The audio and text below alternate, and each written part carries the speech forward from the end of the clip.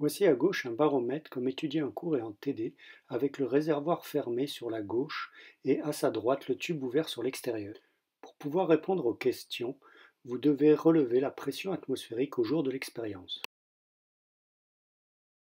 Le système utilisé est décrit en détail dans le fascicule avec les trois capillaires étudiés qu'on nommera 10, 11 et 12. Ces trois capillaires sont dans le même plan horizontal et sont alimentés par de l'eau présente dans un réservoir en hauteur.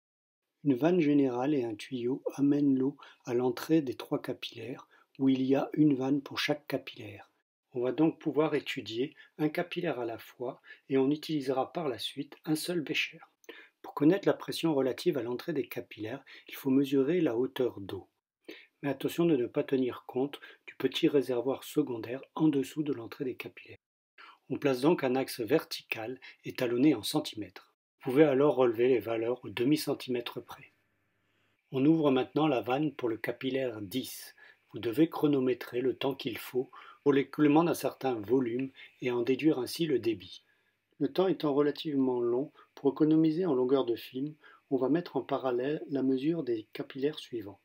Mais attention, les mesures se font bien séparément.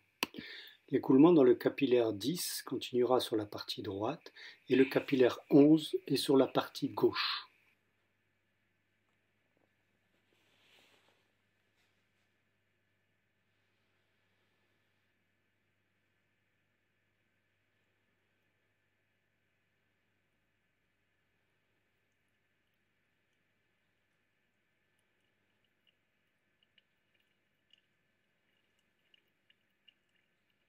À vous d'arrêter le chronomètre quand le volume souhaité est atteint. La vanne est fermée de façon arbitraire. Une fois la mesure finie, bien remettre le liquide dans le réservoir du haut afin de pouvoir négliger sa variation de hauteur.